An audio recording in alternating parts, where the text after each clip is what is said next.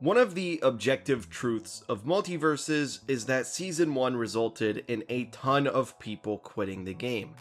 I think for the most part the season was pretty solid, but there was one massive issue causing players to leave: character choice. A lot of people say things like, oh, they needed to add ranked sooner, or it's because of the online, but I really think those are not the problem. A fighting game's roster can pretty much single-handedly decide the game's fate. Let's take a look at everybody's least favorite Mortal Kombat game, Mortal Kombat vs. DC Universe. This game was bad. The story mode was crap, the final boss sucked, the fatalities were awful, and it had truly terrible online. And the gameplay just felt off in general. It's not a great game by any stretch of the imagination, but what if I told you that this game did better than 99% of fighting games ever will? You know why it did so well? Well, that's because this game slapped Batman and Scorpion on the cover of the game. Character choice is the only reason why this game did well, and it's the reason why fighting games based off of existing IPs and guest characters are so popular. If you add a character people like, they'll pay attention to your game. Now let's double back to MultiVersus Season 1. Overall, I think they did mostly a fine job. They released Rick and Morty alongside the new season of the show, and they released Black Adam alongside his movie. Not bad, right? Well, 40% of the characters this season were from the Gremlins, a franchise that really doesn't have anything going for it at the moment. Gizmo and Stripe are a ton of fun to play, and they should absolutely be in the game, but now was not the time. Let's look at everything that was going on at Warner Brothers during Season 1 of MultiVersus. House of the Dragon came out and it was the biggest show of the year. Cartoon Network and Mortal Kombat celebrated their 30th anniversaries, events that will only ever happen once. The new Batman game that's been hyped up for years finally released, even if it wasn't great. We didn't get anything for any of these events. Instead, we got Gremlins characters, which doesn't even make sense because there's a Gremlins show coming out next year, and they could have saved these characters for then. House of the Dragon could easily have been accompanied by Daenerys Targaryen. If we got Dany on Dragonback, it could have come with a Rhaenyra skin to accompany the show. The show averaged 30 million viewers per episode. 30 million. Imagine if they included anything from that show or anything from Game of Thrones at all instead of Gizmo or Stripe. If Daenerys was too soon after the Iron Giant because she will probably be a colossal character, they could have still included Jon Snow.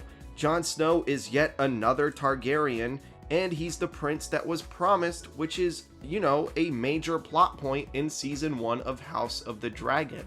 He's also a bastard with dark hair, and that is another major plot point from House of the Dragon. He would have been just as perfect as Daenerys to include alongside the show.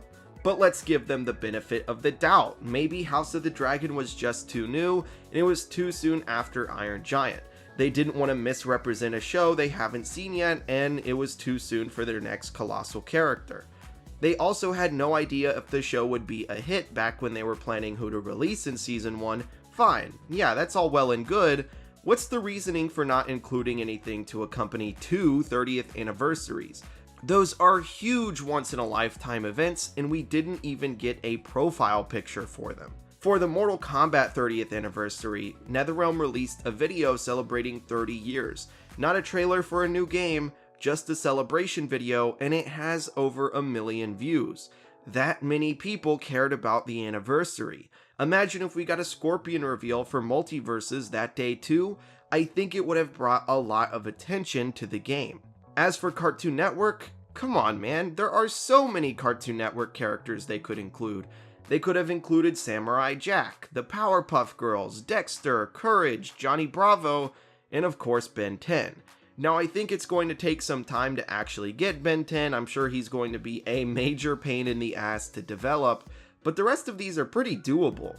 We only have the 2010s and onward represented for Cartoon Network right now, and it'd be nice to have gotten at least one classic character from the network. In my opinion, one of the biggest draws to this game is that we can play as Warner Brothers characters when something big happens, whether that's the release of a show, movie, or anniversary. They did great with Rick and Morty and Black Adam, but they still missed out on the biggest show for HBO of the year and two of the biggest anniversaries, period.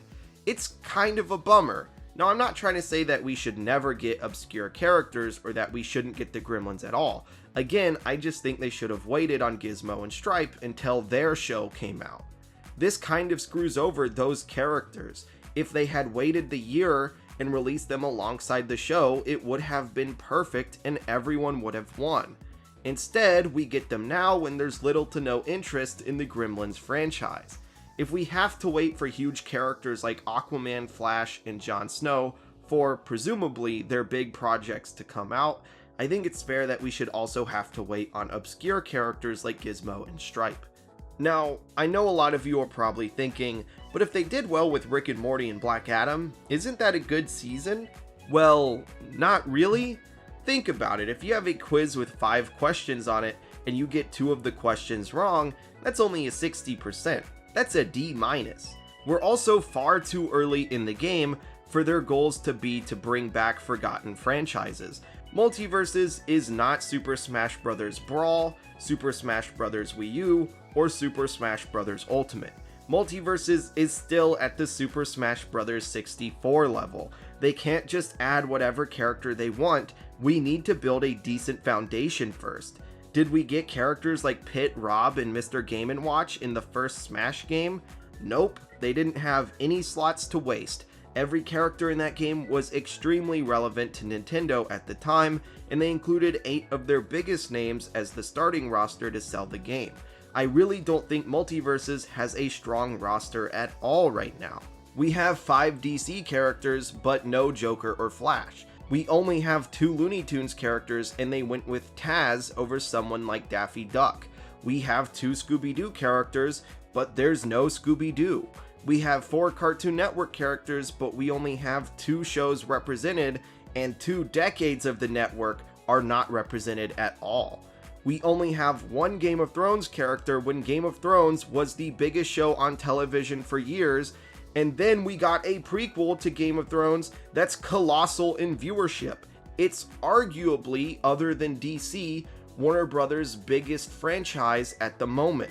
We don't have any reps for Warner Brothers games at all, and we have nothing to represent the WB produced anime.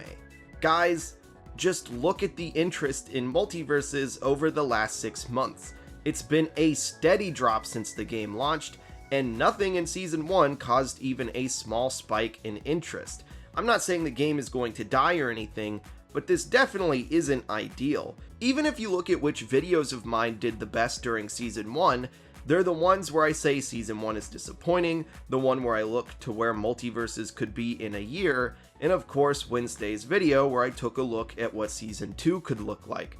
People are interested in the game, but they want something to grab their interest. That means, from now on, releasing characters that people actually want. I'm not talking about character polls on Twitter with a couple dozen or even a couple hundred votes either. I'm talking about polls with thousands of votes. I'm talking about the casual player base, the 150,000 players we lost on Steam alone. Think about it. Games are more popular on consoles, right? That 150,000 lost players is probably more like 300 to 400,000. We could bring back those players if we had enticing enough content. Character choice is absolutely the most important thing for a fighting game, especially with a crossover fighting game where the entire selling point is the roster. But I do have some good news for you guys. I think the cause of a lackluster Season 1 was simply that the dev team were caught completely off guard by the insane success of MultiVersus' launch. I mean, who could have predicted that they'd set the record for the most played fighting game twice and then accumulate over 20 million players? Including less popular characters might have been their initial plan for the beta, when they would have a much smaller player base, then they would include the heavy hitters at launch. I think that's a reasonable assumption, but now it's been proven that people care about the game now. The good news that I mentioned a couple of minutes ago is that I think player first games also know that this is a problem and they are looking to change it. Tony tweeted that they moved a character way up on their to-do list thanks to fan demand. It does seem like they're aware of this and are actively working to fix it. And honestly, there's no game developer on the planet that I would rather have be the pilot of the MultiVersus ship, but with Season 1 basically being over, I did want to give my feedback. My feedback being I don't like how they balance the game and I think their character choice could be better. I know a lot of people have been complaining about the online, and while I do think that they could improve it, I actually think it's pretty dang good. I think a lot of people complaining about the online probably come from like a Fortnite or shooter background versus fighting game background, but online is much harder to get right for fighting games than it is for anything else, and MultiVersus is in a pretty good spot. If you look at MultiVersus compared to like Smash Brothers, it's not even close, and I'm pretty happy with this netcode overall. And again, ranked is cool and all, and it is definitely on the way, and it looks like we're getting it pretty soon, but I don't know if ranked alone is going to bring people back to the game. I just think it's going to give people that actually play the game now something to do. But if we're talking about bringing back a huge number of players, the only way you're really going to do that is with characters. Let me know in the comments what you think about all of this. Do you think I'm right and that character choice is really important? Or do you think that I'm way off and we need something else to bring back the lapsed player base? With all of that said, thank you for watching. If you made it this far, I would appreciate if you subscribed. I mean, you might as well if you could tolerate me for this long, and I'll smell you guys later.